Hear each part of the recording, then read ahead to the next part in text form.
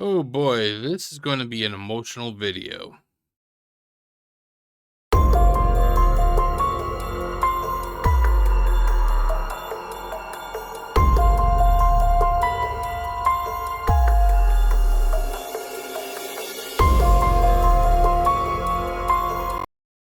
I originally saw this video last summer, and I wanted to give my thoughts about it back then, but sadly, as you know how it is, it gets put on the back burner, and due to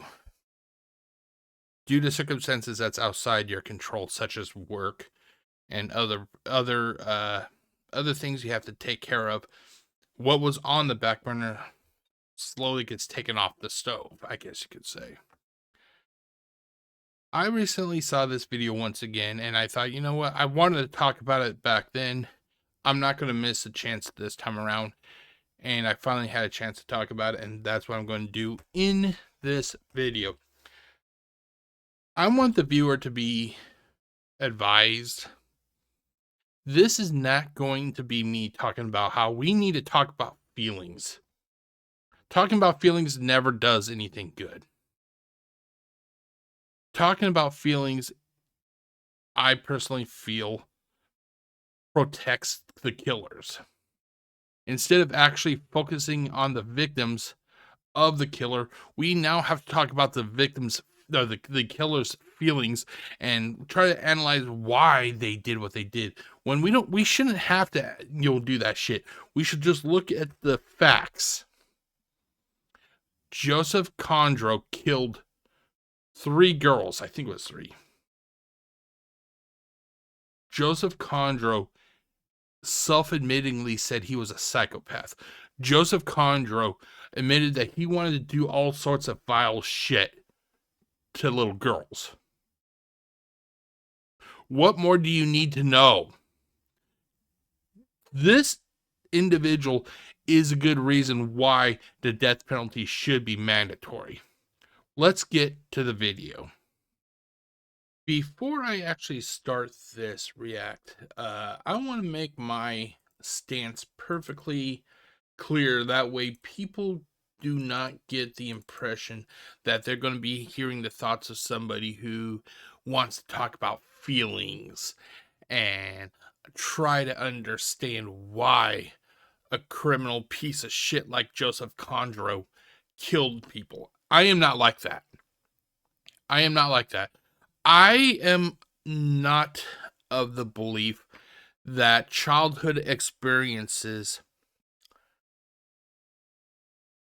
mold a child into a murderous adult.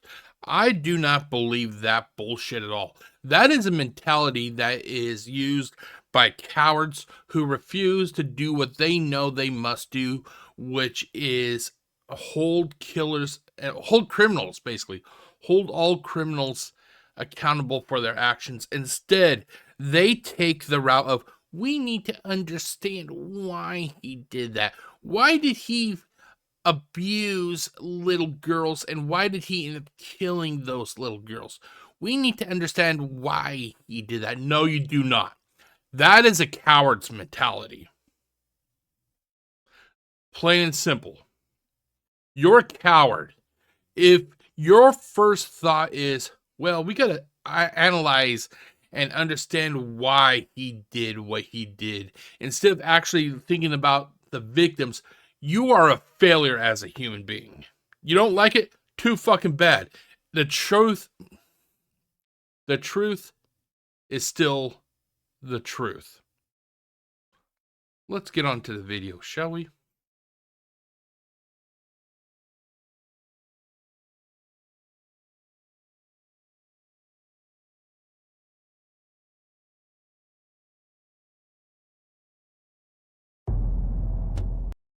Would help if I actually had it set through my headphones. There we go.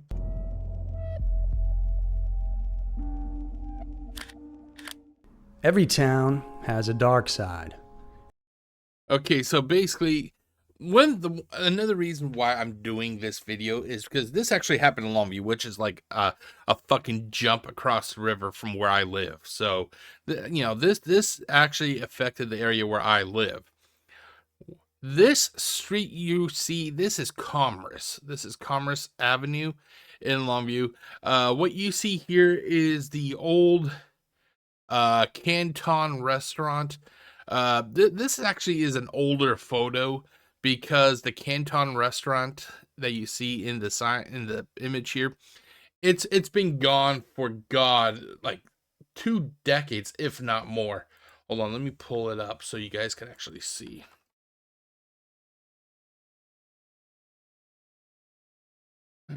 Okay.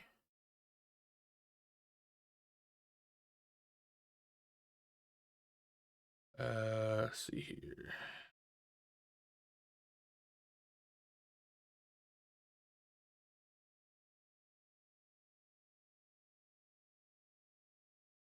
Okay. Okay, so basically we are on Google Maps. Now I'm trying to find Commerce. Let's see, where the fuck is Commerce at?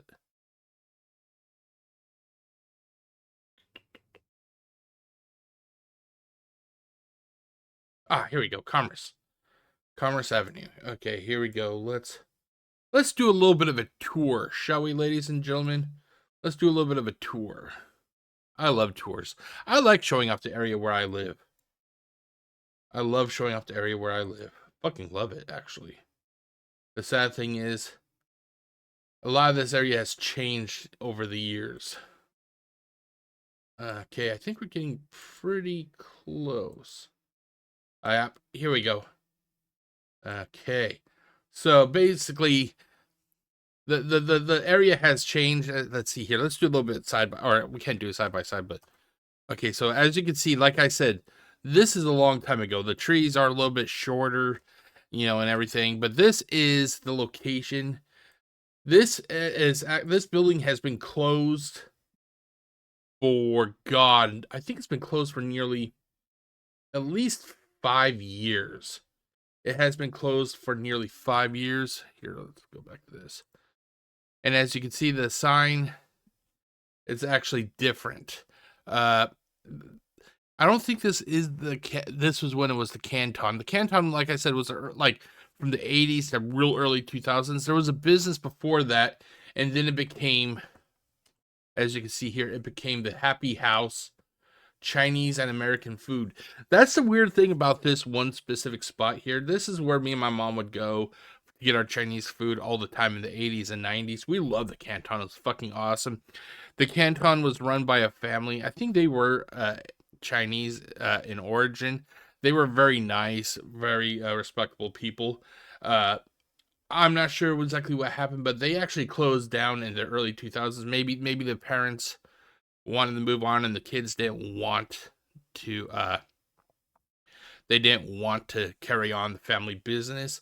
But the business here, the space, has always been Asian restaurants of some sort. It wasn't the Canton, it was the Happy House, and then it was something before that. I can't recall what it was. Let's see here. What was it before? Can we actually get some? Let's see here. Oh, it was an Indian restaurant. It was an Indian restaurant. Let's see, when did it become? Okay, then it was another Chinese location of Chinese food place. And then it was Happy House. So within the span of 6 years, it went from an Indian cuisine to a Chinese restaurant, and then finally Happy House, where it continues to sadly, remain ever since, as of January 2024 at least. But yeah, it's kind of shocking about how much this area has changed since the 90s. And many people have a dark secret deep down as well. This includes your friends and family members. You may even have one stuck so far down you don't even know it exists. If I had a family member like that, I would disown them. I would disavow them. To me, they would no longer be uncle or cousin, or grandpa or father. No, they would just be whatever their name is, like say Joseph Kondro here or Kondro. And then I would fucking turn them in because I believe that people need to pay the price for their crimes. Kondro, for example, had many friends, but unbeknownst to them, beyond his friendship was a sinister plan to get closer to his friends' daughters. And over the span of 14 years, Mr. Kondro ruined the lives of 3 girls, all of whom referred to him endearingly as Uncle Joe. If I had a child and some guy who was in the community, my kid started calling uncle, I would tell them that shit stops now. You don't refer to strangers or even people that are not family. You do not refer to them as uncle. That shit should have been stopped day one. There are child molesters and there are the more despicable child killers. To me, they're both top tier. One is not less than the other. To me, those are executable offenses, in my opinion. When an individual is both of these, then society's in danger, and the devil is at their door. I'm Andy Fitzgerald, and thank you for tuning in to this episode of Everytown. Please do subscribe if you haven't already. And now, let's head to Longview, Washington, where we get to know Joseph Kondro, an adopted child, father of 6, and the man now known as the Longview serial killer.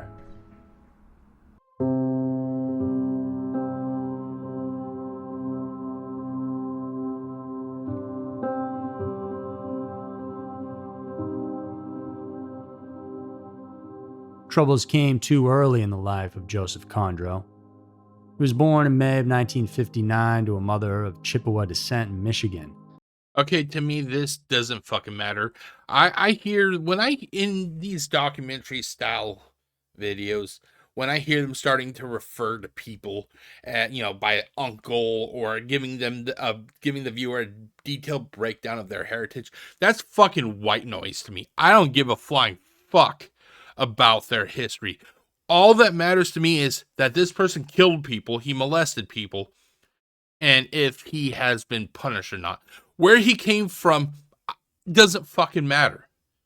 It doesn't matter where you come from. That is not a deciding factor if you turn out to be a fucking horrid piece of shit of an individual. There is no reason that we need to care about this. I feel when it comes to criminals, we should literally strip away everything possible. Strip away everything from that individual. They're literally just their bare components. Who was his name? Because when I say was, he should be executed. Who was his name? What was he known for? And are the victims okay now? That's all it should be. I don't give a damn what Indian reservation he comes off of or whatever. I don't give a flying fuck if he had a hard childhood. I don't even give a damn if he suffered a fucking midlife crisis with both parents being murdered. Your experiences do not constitute you being allowed to be a killer. It just doesn't.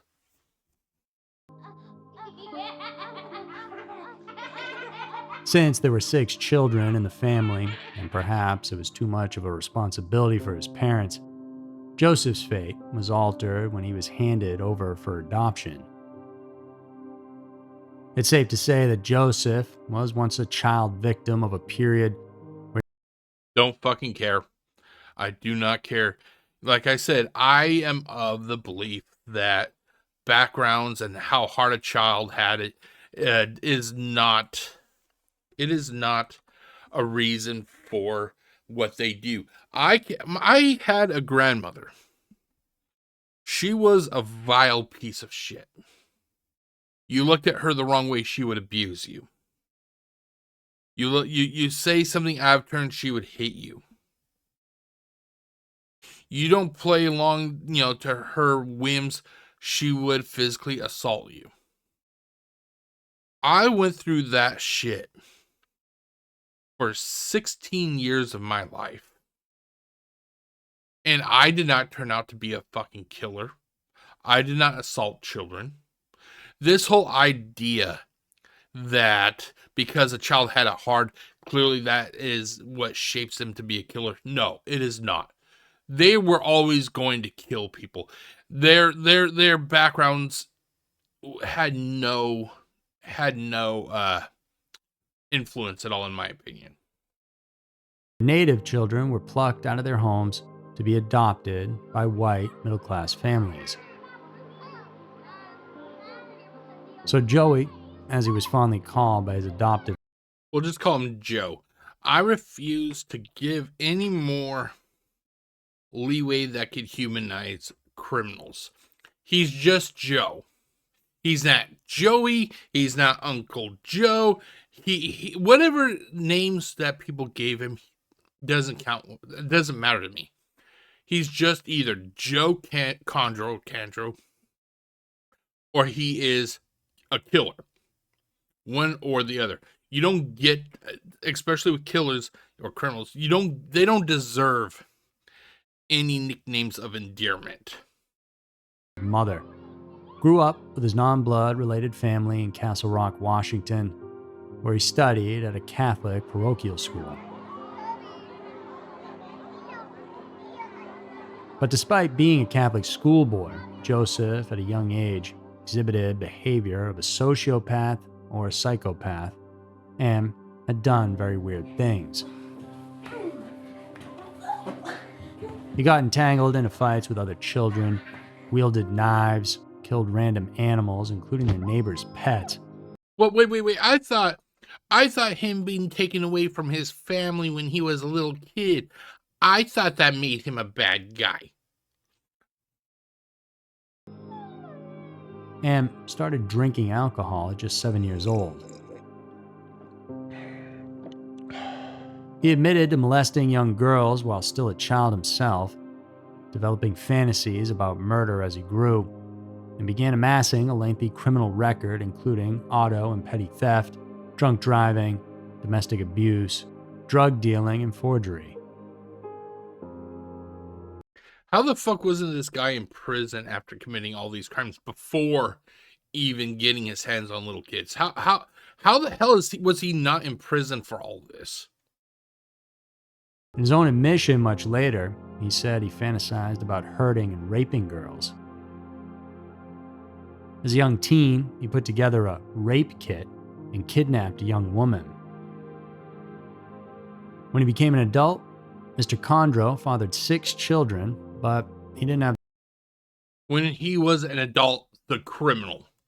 I refuse to call this guy a father. Yeah, he may birth kids, but to me, to be a father means you do the right things. And I'm sorry, but killing little kids is not the right thing. You can help birth kids, but it doesn't make you a mother or father. The opportunity to take care of them, mostly due to his drug addiction and seemingly endless troubles with the law.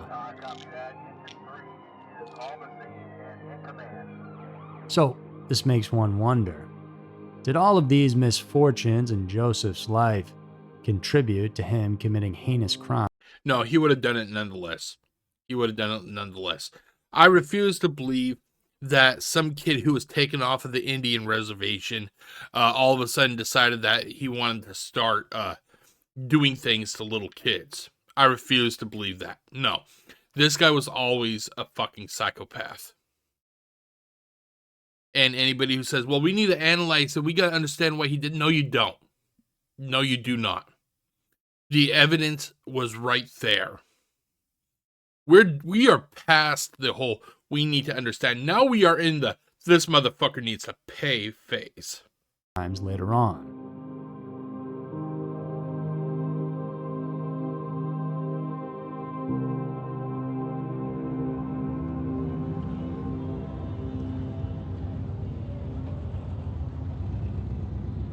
In the early 80s, there were reports of the disappearances of young girls in southwestern Washington, which couldn't be explained and baffled the authorities.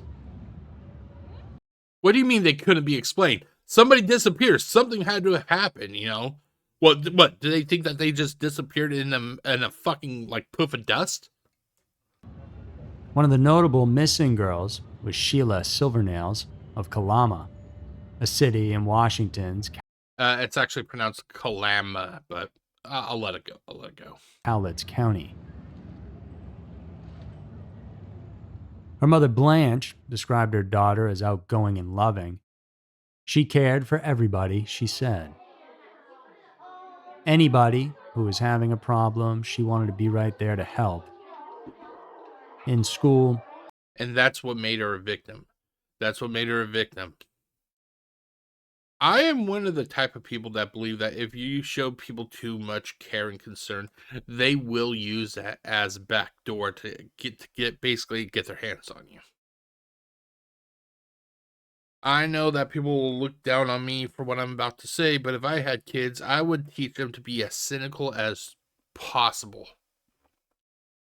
If somebody walks up to them and is trying to be like Mr. Funny, Mr. Happy, look at that person and wonder, why exactly are they doing this?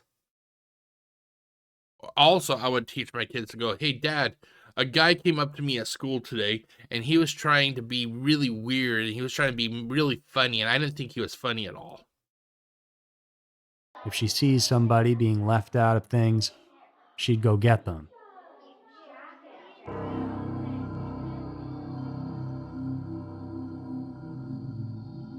Sheila was only 8 years old when she experienced a traumatic episode in her young life. On April 20th, 1982, she was walking down their driveway to catch the school bus as her mom was watching her. It became Miss Silvernail's last memory of her daughter, because that afternoon, Sheila's family learned that she didn't ride the school bus, and so she didn't come home from Kalama Elementary School. Elementary school? Is this fucking AI? There is definitely a host. We saw the host, but elementary school, elementary. I'm not sure if this guy is like, if it's just his dialect or whatnot, or how you want to pronounce it. But I'm wondering if like he only narrated like the opening segment and then everything else is fucking AI generated. I could understand people, mispronouncing Kalama for Kalama. I can understand that, but Lamentary? If this is fucking AI, you should be ashamed of yourself. The next morning, her family received some gruesome news. Cowlitz County Sheriff's deputies found her nearly nude body in a creek near Shorley Gordon Road, a little more than 3 miles away from her home on Martin's Bluff. The hapless girl was raped and strangled. She'd been stabbed in the throat and asphyxiated, possibly by the killer pressing a hand over her mouth and nose. As the mother, Blanche was the most affected, but among her 4 remaining children, she was worried about her youngest son, Scott. On suspension from school that day, Scott didn't accompany Sheila to the bus stop as usual, and he suffered with guilt ever since, according to Blanche. But how did Joseph Kondro figure into this case? Well, it was known that he had dated Blanche before. And because that he had knowledge of this girl.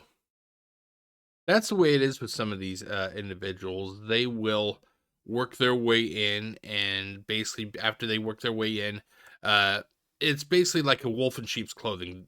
They don't realize that the person is the enemy because that person slowly worked their way into their good graces. Clearly, it can never be, it can never be somebody closest to us. It always has to be somebody from outside the inner circle. But at the time, he wasn't considered a suspect in the child's disappearance.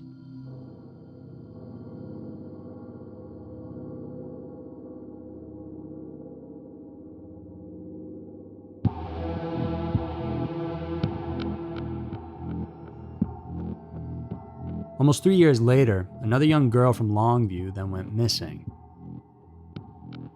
Rima Traxler, an 8-year-old third grader at St. Helens Elementary School, was described as a well-behaved and academically excellent student with no record of unpleasant behavior. On May 15, 1985, Joseph, then a 25-year-old laborer, was driving to a store to buy We don't need to know what his fucking profession was. Joe Kondro, age 25. There. That's all you need to say. Or the criminal, age 25. We don't need to know what his fucking job profession was. Like I said, this is all an attempt to try and humanize the criminal. Well, he was a day laborer or whatever the fuck he said. Clearly, he's just like you and me. He had problems making bills and everything. That fucking doesn't matter in the long run. It doesn't fucking matter in the long run. Beer and cigarettes when he saw Rima walking from St. Helens Elementary School. Okay, now I'm not sure about yeah, let's do this real quick. I'm not sure about the location, so this is the only thing I could think of. They said that he was at like a Minute Mart or something. Okay. They said that he was at a Minute Mart and he saw her walking from St. Helens Elementary School. Okay, so here, let's do this. There we go. Okay, so we have St. Helens Elementary School right here.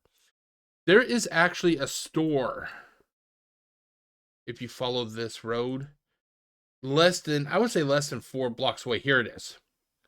It is actually called St. Helens Shopping Center.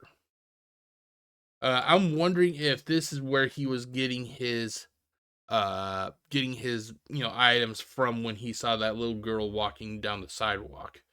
This store has been here forever. Let's see here. The details go all the way back to 2026 or 2007. As you can see here, the building has changed significantly. Oh god, it changed a lot over the years. It used to actually be right. Oh, that's actually right here. Sorry, I forgot. They actually tore this building down. St. Helens Grocery used to be. Crap! I forgot how shitty the camera was. St. Helens Grocery actually used to be a larger building, but they tore this building down, and then they built apartments here, and they moved St. Helens Grocery into this building right here.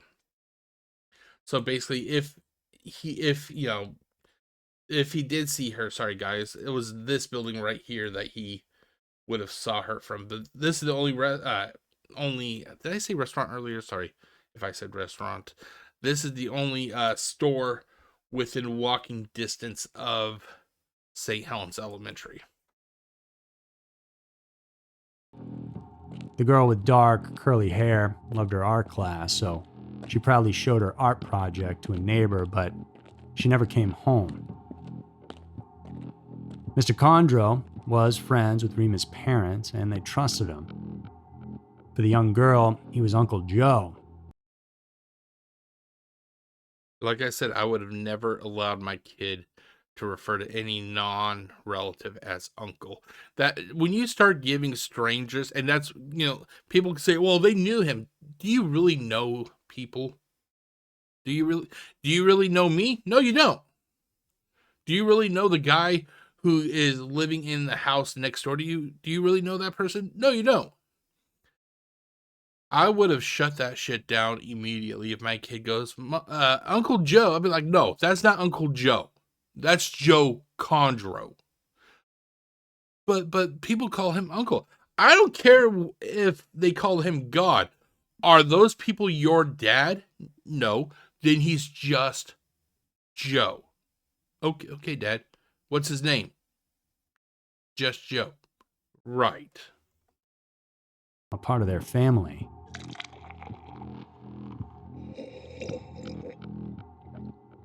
On that morning of May 15th, Joseph was at the Traxler's home drinking beer with Rima's stepfather, Rusty, who happened to be a high school pal of Uncle Joe. When he saw Rima walking from school, Joseph pulled over and thought, if she gets in my car, I'm going to take her out to the woods. And the innocent girl put her trust on Uncle Joe and just jumped in. Joseph drove to a remote swimming hole called Germany Creek, which was west of town. There, he raped, bludgeoned, and strangled his pal's daughter, then buried her in a shallow grave behind a tree near the crime scene. For him, it was a simple escape from his crime, hide the victim so well that no one would ever find her. He said, "I figured if I could take her and bury her in a place far enough away, there was no way they'd go find her or go looking for her there." And the child killer was right. When Rima didn't return home from school, her desperate mother, Danielle, went to Joseph for help. She asked if Rima was at Joseph's house, then she started crying.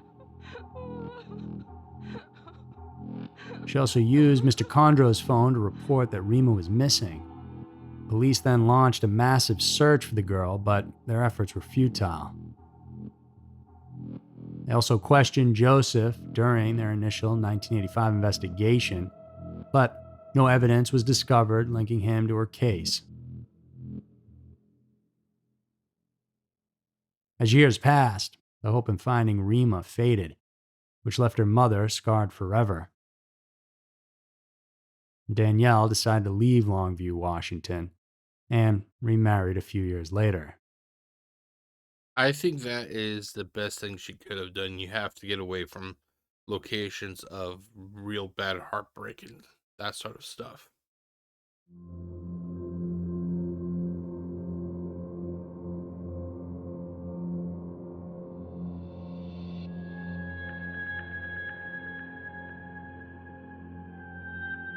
Then, there was an 11-year respite before Joseph went on the hunt for other victims, and his sights were set on 12-year-old Kara Rudd, a student at Monticello Middle School in Longview.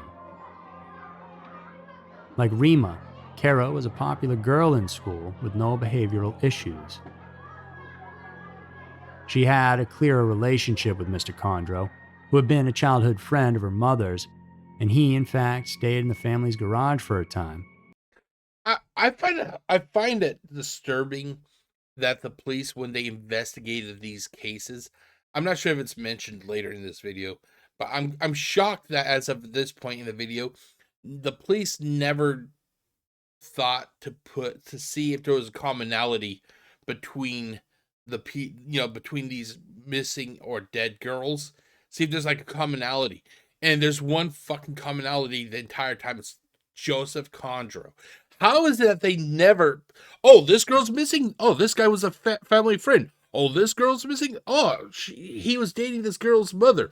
This girl's missing? Oh, this guy actually stayed in her family's garage. How the fuck is it? How the fuck is it that nobody linked this idea, or looked at this commonality here? How is it they never did that? I'm not even a goddamn detective, and I can tell you that, I would look at this like, wait a minute. This guy, this guy, okay, he was there, and knew the family. He knew this family, and this child's missing. Wait, he lived in the garage of the family of the latest girl. I don't know about you, but I think he's a suspect. Before he was evicted due to his excessive drinking. And, just like Rima, Kara and her sister would call him Uncle Joe and thought he would be protective of them, like any doting uncles would do. He wasn't their fucking uncle. That's what the thing is. To me, this is fucking sad. It's sad and disturbing that we allow kids to call basic strangers, not even relatives, but basic strangers, uncles, and other forms of endearment. It is okay to clamp down on your kids. If you don't think that it's wise to call a stranger uncle, it's okay to tell your kids, hey, you're not calling that person that by uncle. He is not your uncle. For their nieces. But in November of 1996, Kara's young life took a different turn, one that led to her untimely and brutal death at the hands of Uncle Joe. Prior to that, Joseph took Kara and a friend to an abandoned house on the banks of the Columbia River on a fall day that year.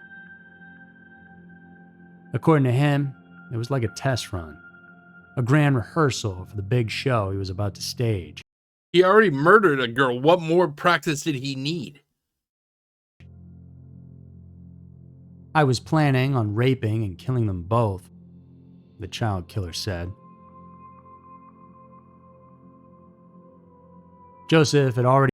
And this is why I believe that killers, drug dealers, rapists, pedophiles, any sort of like severe crime should be met with one outcome only. Only one outcome.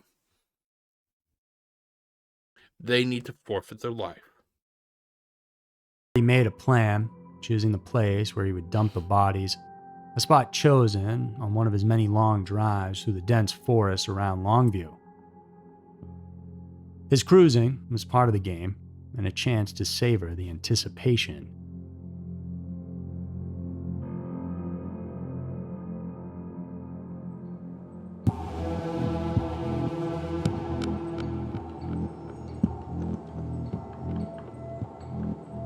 Then, the day finally arrived on a cold November day in 1996.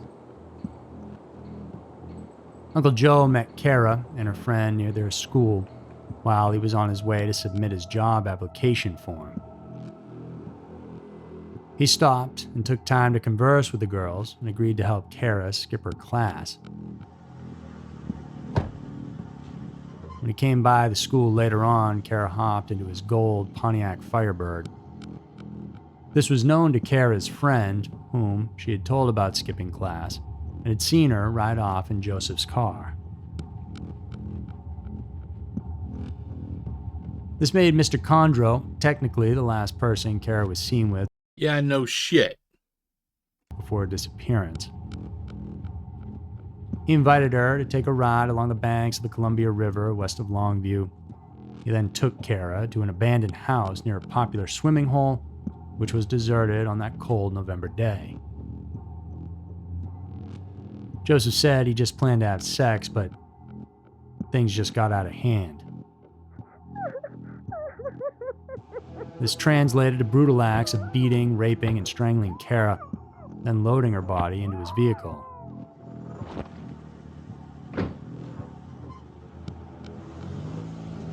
He drove up to Mount Solo Road, dragged her body down a ravine, then lodged it under the shell of a red, rusted-out Volkswagen he found there. According to Joseph, the search for Kara started right away. He said, the school called her mom and said, "Hey, your daughter's absent." Kara's friend, who almost shared her fate, told authorities about Mr. Kondro being the last person Kara was seen with. Once again, like in Rima's case, Joseph fell under suspicion. And yet they did not do anything.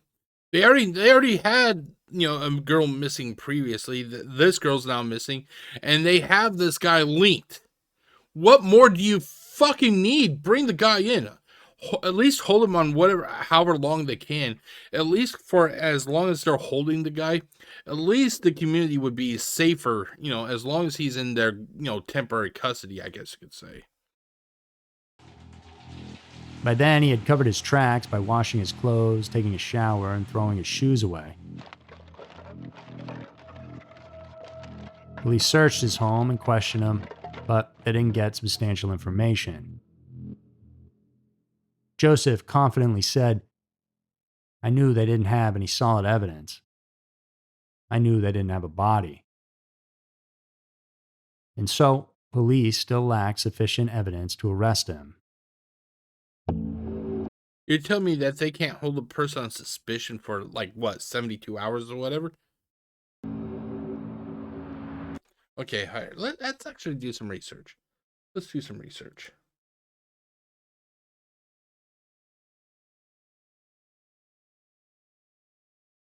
Washington State, can police hold a person on suspicion?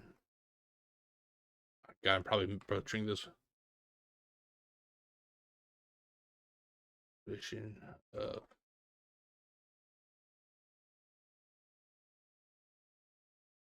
In Washington State, police can hold a person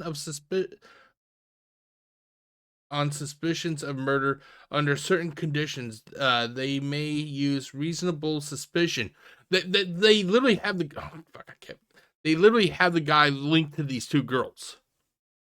To stop and briefly detain individuals when there are specific articulable facts suggesting criminal activity. However, this is not the same as probable cause, which is necessary for formal arrest and requires a higher standard of evidence. The duration of detention is limited, and police must follow legal procedures to ensure that any detention is reasonable and lawful. So I'm pretty sure that they could have at least started the whole process because of the fact that one girl's missing and he was known to that family. Second girl's missing. He knew that family, and you got that girl that almost got killed. You know, basically pointing a finger at the guy. What more do you fucking need?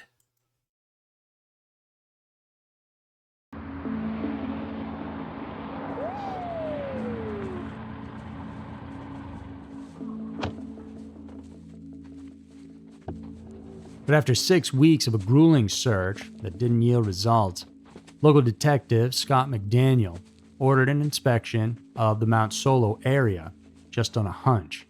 It was near the Columbia River where Joseph frequented, so the detective thought his team would find something there.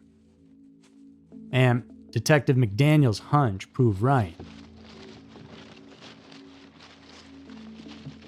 The search team spotted Kara's black Reebok t-shirt inside the abandoned Volkswagen, and they found what was left of her corpse after being raped and strangled. After so much time, they had little hope of recovering evidence, but the car had acted like a makeshift refrigerator, preserving the lower half of her body and the critical forensic evidence. So, they recovered enough DNA from semen to tie Joseph Kondro to the crime and sealed the case against him. The seemingly unremorseful monster said, "I should have buried her in a different place."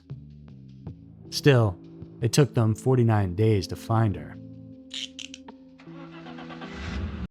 That right there should have been literally enough for a conviction. He literally admitted to it. You know, what more do you need? Hang the motherfucker. He was arrested for Kara's murder and then admitted to his murderous plans against Kara when he was interrogated.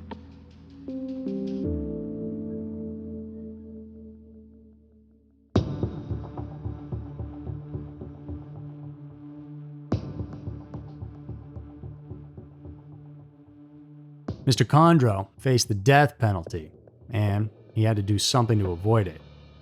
Of course, because like I mentioned before, criminals are a cowardly bunch.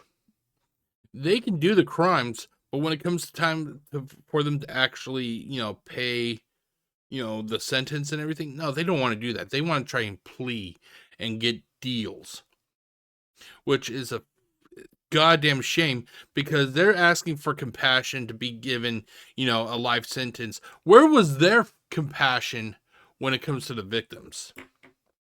Where is their caring compassion for the families that they ruined by killing kids?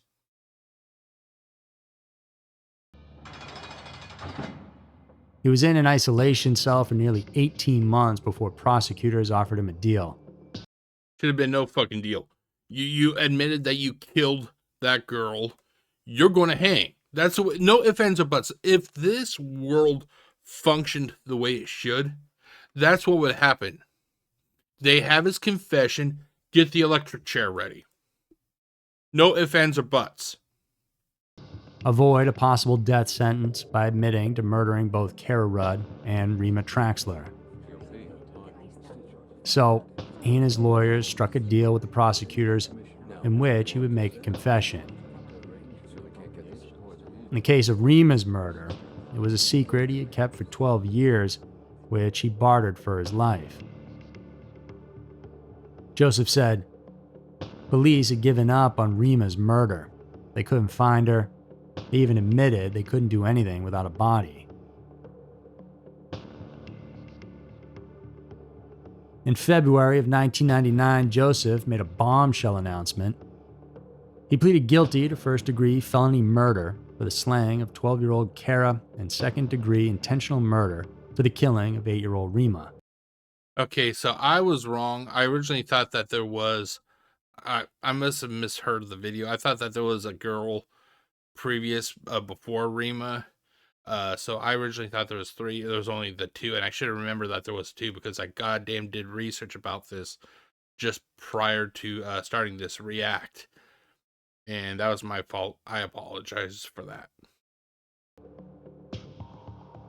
He explained that he was already known and liked by the Traxler family, and he was able to trick Rima into entering his vehicle by mentioning the word unicorn, a safety password taught to her by her parents, and which he had learned from... That's actually something I remember seeing on television when I was a young child, like in the late 80s. I remember that the whole thing was like stranger danger, and one of the things that the news was trying to teach parents to do is the whole password, safety password, yeah. As you can see here, this whole safety password, it becomes basically irrelevant if a criminal has already compromised your family and they know your procedures. Rima's stepfather. Then he raped, bludgeoned, and strangled a young girl at Germany Creek, burying her beside a tree. His confession really brought closure to 2 of the most horrible crimes ever to be committed in Cowlitz County, Washington. As Mr. Kondro read the statements into record, Kara's mother, Janet, heaved and sobbed, while Rima's mother, Danielle, grimaced with anguish. Following his plea deal, Mr. Kondro was sentenced to 55 years in prison at the Washington State Penitentiary in Walla Walla.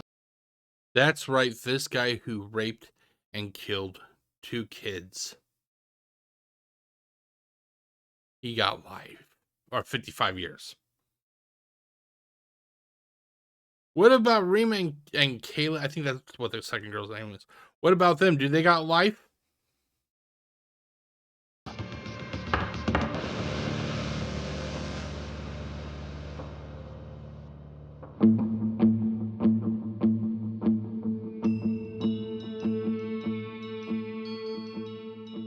Authorities also strongly suspected that Joseph had been involved in the unexplained disappearances of other preteen girls throughout the region based on his violent tendencies and checkered criminal record.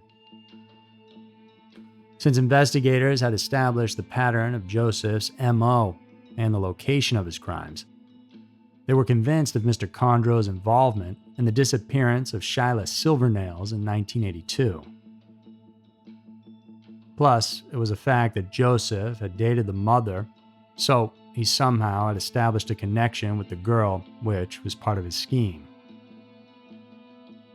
When asked by Judge Jim Warm whether he also committed a sex offense against Kara, Joseph replied, "Yes," while he was sitting motionless, twitching one foot and wiggling his toes. And these are the people we're giving life sentences to. In an interview with Longview Police Detective Scott McDaniel, Mr. Kondro revealed the whereabouts of Rima's remains. But the location should remain undisclosed in the interest of protecting the crime scene. Investigators searched the area in 1999 but were unable to locate any sign of Rima, and her remains haven't been found. Detectives wanted to question him about other unsolved disappearances, but Mr. Kondro refused because of concerns about capital punishment. Like I said, He's a fucking chicken shit. He couldn't be more concerned about the lives that he took, but God forbid, he doesn't want to lose his life.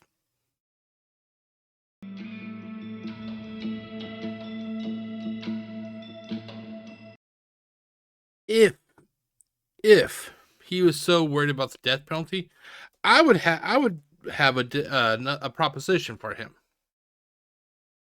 Put him into the room with the family of the 2 murdered girls, and let's see where that goes.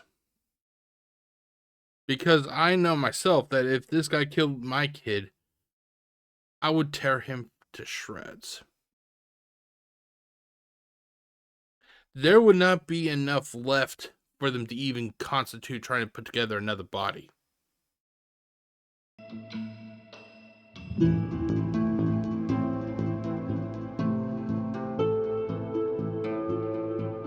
A full-blooded Chippewa, Joseph claimed to have returned to the ways of his Native American ancestors. He believed his religion required souls to right. Oh, fuck off! Fuck off! He is trying to use his people's, their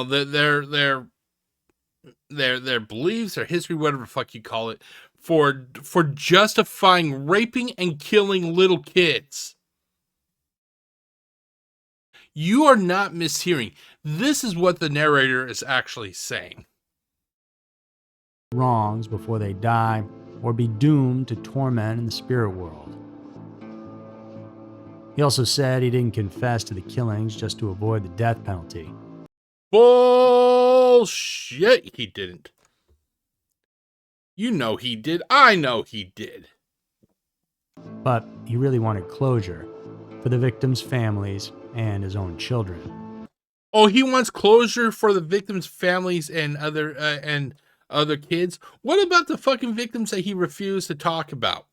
Where's their closure at? It's all fucking lies. Deep within, Joseph knew who he was. I'm a sociopath, psychopath. I've done a lot of weird things, he said.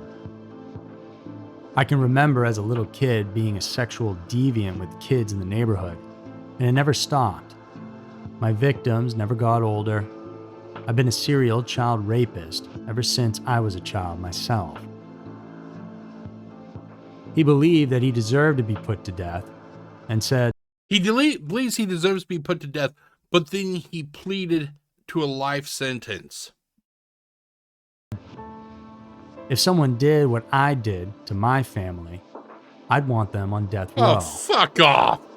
Get the fuck out of here with this sanctimonious bullshit. If he truly felt bad, he would not have contested that death sentence. Joseph Kondro may have dodged a death sentence, but he suffered and died in prison of liver disease, likely related to a hepatitis C infection. But in the end, he found his desired closure for coming clean with his victim's family, and especially, okay, maybe he did take 3 kids, with himself.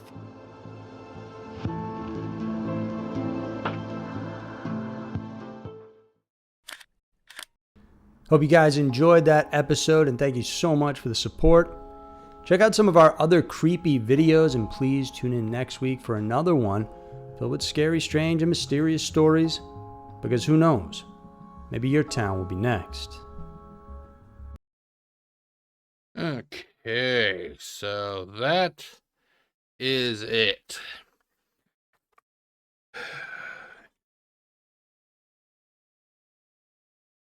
This is one of those cases that pisses me the fuck off, because you have the guy, he literally used every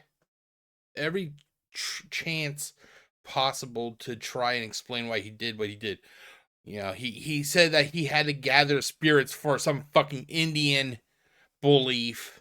He wanted the death sentence, but then he would plead down.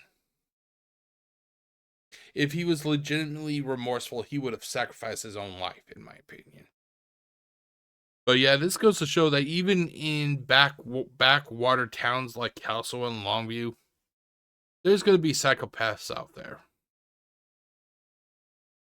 The only regret I have, or the only regret that I see, is that this guy was able to live in prison until he died from that Hep C infection. If this justice system worked the way it should, he would have been executed right after. He said, "Yeah, I killed that girl." To me, that's like, okay, he acknowledges it. He took credit for it. He's guilty. Get the hanging tree ready. But sadly, this country is now run by cowards. Cowards who would rather talk about feelings than exercising the law. I will see you all later. Peace out.